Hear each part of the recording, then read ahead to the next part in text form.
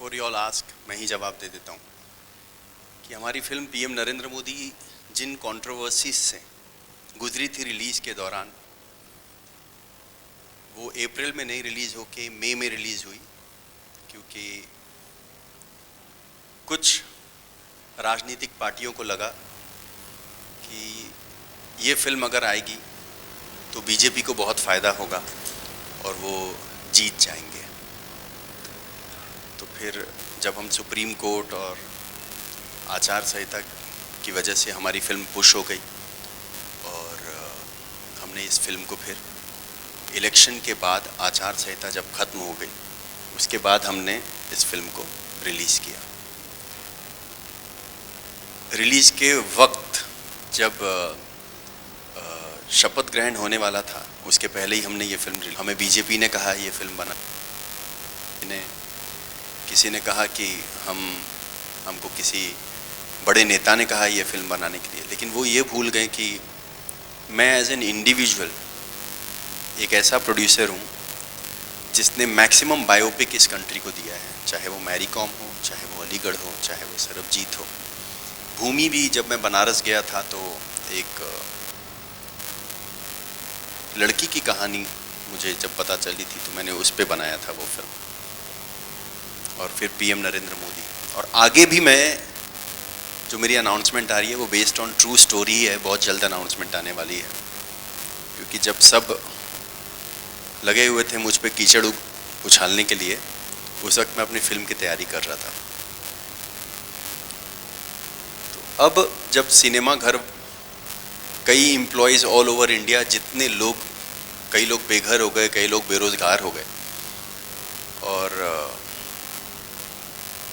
बहुत कम सैलरीज के लोग होते हैं, तो जब फाइनली हमारी गवर्नमेंट ने कहा कि ऑल ओवर इंडिया थिएटर्स खुल सकते हैं, और फिर भी कुछ जो हमारे मुख्यमंत्री हैं उन लोगों पर भी निश्चय लेने का एक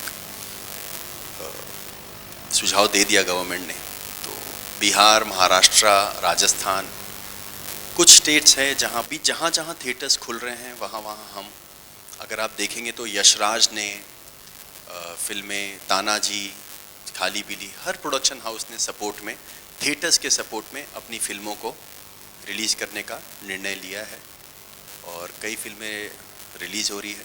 हाँ, हम पहले थे जिन्होंने अनाउंस किया कि हम थिएटर्स में हमारी फिल्म रिलीज़ कर रहे हैं और अब बाकी भी फिल्में रिलीज़ होनी, तो बहुत खुशी की बात है, ताकि हम लोगों को प्रोत्साहित कर सकें, लोगों को जागरूक कर सकें कि वो सिनेमा घर में बिना झिझक, बिना डर अपने फैमिली के साथ आएँ और देखें। जैसे वो सब्ज़ी मार्केट में सब्ज़ी खरीद रहे हैं, सामान खरीद रहे हैं, घर में रह रहे हैं, उसी तरीके से सिनेमा लवर्स और जितने कर्मचारी हैं ऑल ओवर इंडिया, उनके सपोर्ट में हम फिल्म जगत ने ये निश्चय लिया कि हम अपनी अपनी फिल्में जो रिलीज़ कर सकते हैं रिलीज़ करें। हाँ, एक और बात मैं बताना चाहूँगा, जो अभी प्रेस कॉन्फ्रेंस के 10 मिनट पहले ही मुझे पता चला मेरे डिस्ट्रीब्यूटर से, कई सिनेमा घरों ने मना भी कर दिया है कि वो पीएम नरेंद्र मोदी नहीं प्ले कर सकते, तो उस पर हमें कोई आपत्ति नहीं है, क्योंकि हमारी जो इंटेंशन थी कि हम सिनेमा घर में लोगों को लाना चाहते हैं। अगर सिनेमा घर ने अगर ये सोचा है, सिनेमा वालों ने ये सोचा है कि वो इस फिल्म को इस वक्त नहीं रिलीज़ करना चाहते हैं, क्योंकि बट ऑब्वियस एक बहुत ही मोस्ट कंट्रोवर्शियल फिल्म रही है और इस फिल्म को देखने के लिए लोगों को झिझक न हो शुरू में ही, क्योंकि 6-7 महीने बाद सिनेमा घर खुल रहे हैं, तो कंट्रोवर्सीज़ तो फिल्म के साथ भी हुआ था काफ़ी, अब कुछ सिनेमा घरों में लग रही है, लेकिन लग रही है, तो ये बातें मुझे आप तक पहुंचानी थी। Thank you so much. अब आप अपना सवाल मुझसे और आचार्य मनीष से पूछ सकते हैं।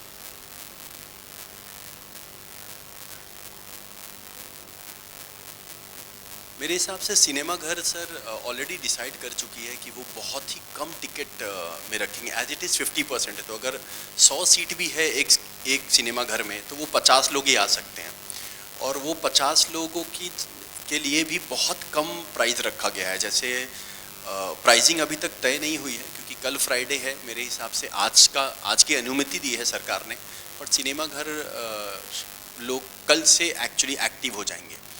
तो pricing is not an issue, और गवर्नमेंट वो डिसाइड करती है कि वो टैक्स कम करेंगे या नहीं करेंगे, और गवर्नमेंट जो चाहेगी वो हम सबको करना ही है, चाहे आप हो या मैं रहूं या सिनेमा घर वाले हों।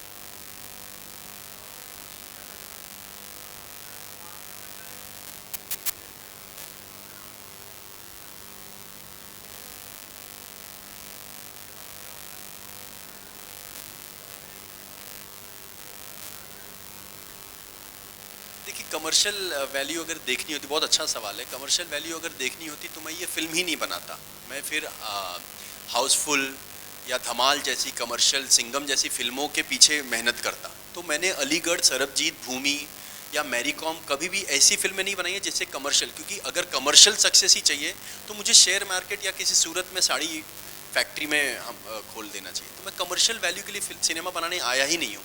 ये मैंने कई बार पहले भी इंटरव्यूज़ में कहा है।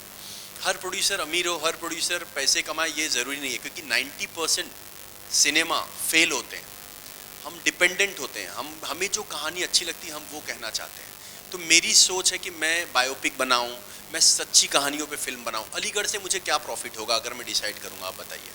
या भूमि में एक लड़की की शादी के दिन बलात्कार हो जाती है उसका, तो उस चीज़ से मुझे क्या फ़ायदा होगा। मैं तो सिर्फ सामाजिक और पारिवारिक फिल्म पे ध्यान देना चाहता हूँ बस। जैसे कुछ लोग रोमांटिक फिल्मों पे ध्यान देते हैं, कुछ लोग श्रीराम राघवन थ्रिलर फिल्म पे ध्यान देते हैं, मधुर भंडारकर मुद्दों की फिल्मों पे ध्यान देते हैं।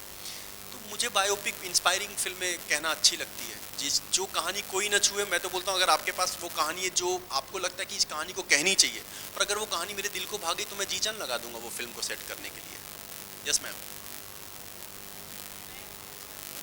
आपका नाम तो बताइए।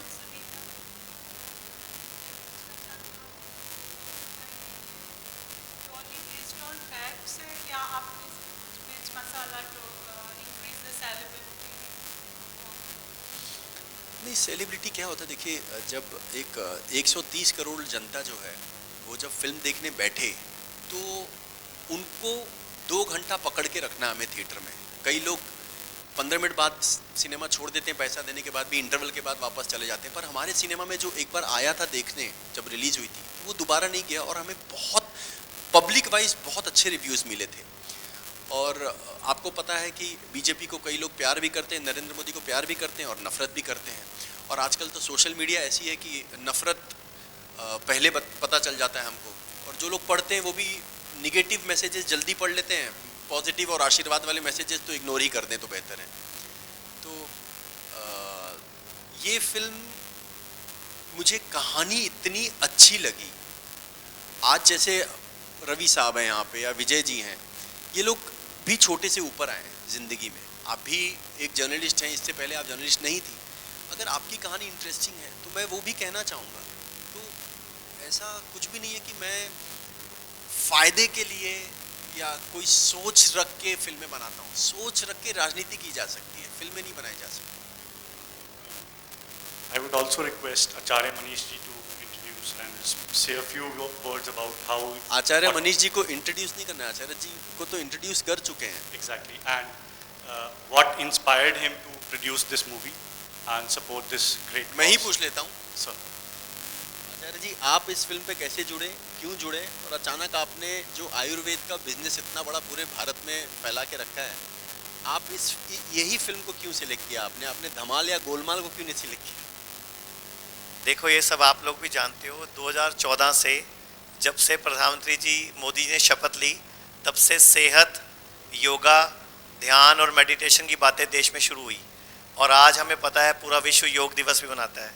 तो जब मुझे संदीप जी की तरफ से पहली बार इस फिल्म का पता चला कि ये फिल्म बना रहे हैं और ये स्टोरी है, तो मेरे को पहला नाम सुन के ही मैंने यस कर दिया था जब हमारी पहली मीटिंग हुई। ये पहले प्रेजेंटर हैं देश के जो कहानी सुनने में इनको इंटरेस्ट नहीं था, टाइटल सुने और इन्होंने फंड करने का ये फिल्म को निश्चय कर लिया था। हम अहमदाबाद मिले थे, तो वहाँ पे 2 मिनट में ही मैंने ओके कर दिया था, क्योंकि इस फिल्म में मेरा खुद का इंटरेस्ट इसलिए क्रिएट हुआ क्योंकि मुझे लगता है कि ये वो एक लिविंग लीजेंड पे मूवी बन रही है, जो अभी सिटिंग प्राइम मिनिस्टर उनके ऊपर मूवी बन रही है, जबकि जल्दी से ऐसा नहीं होता।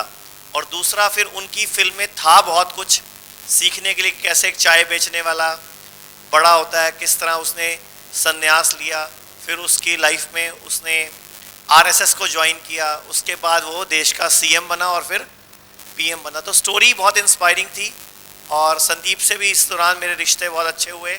हम लोगों ने आगे भी नई मूवीज़ पे प्लान किया है। मैं यहाँ पे बीच में बोलना चाहूँगा, हमने पैसे नहीं, हमने रिश्ते जरूर।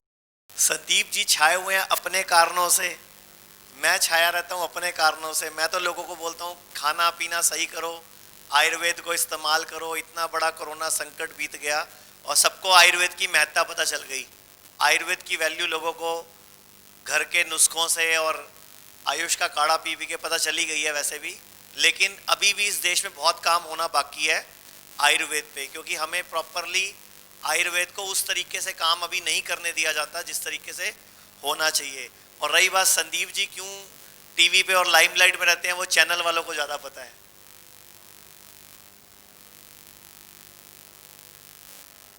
आचार्य जी, मेरा प्रश्न अशोक धवन सक्षम मीडिया से काढ़ाई के बारे में जो आप बता रहे हैं सर, उसका अभी एक सर्वे कर रहे हैं, उसमें पता चला ज़्यादा काढ़ा पीने से उसका साइड इफेक्ट पड़ रहा, तो इस पर आपका क्या सलाह है?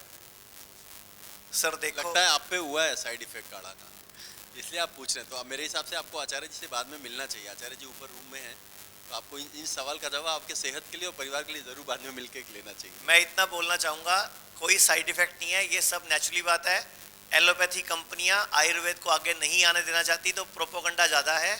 बाकायदा आयुष के सेक्रेटरी ने क्लियर किया कि भारत में कहीं आयुष के काढ़े का कोई केस रिपोर्ट नहीं हुआ। ये 5 दिन पहले न्यूज़पेपर्स में आया है। वो सब आपको पता है प्रोपोगंडा है कि आयुर्वेद ऊपर ना आ जाए तो दूसरी कंपनियां लगी रहती हैं।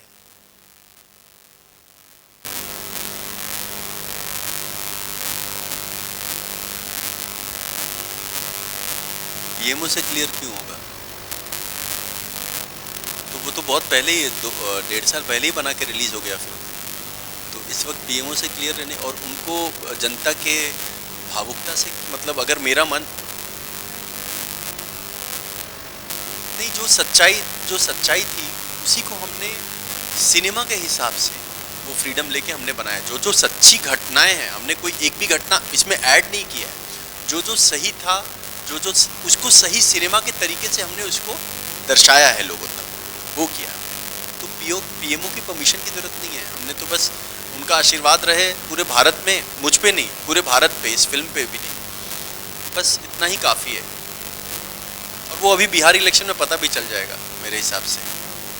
सर राजेश तंवर, दिल्ली 10 से सेट। सर 24 मई को ये रिलीज़ हुई थी 2019 में, और 8 करोड़ का इसमें जो बजट था फिल्म को बनने में वो आया था, और लगभग 15 करोड़ के आसपास इसने कमाया था। तो दोबारा रिलीज़ करने की क्या ज़रूरत आ?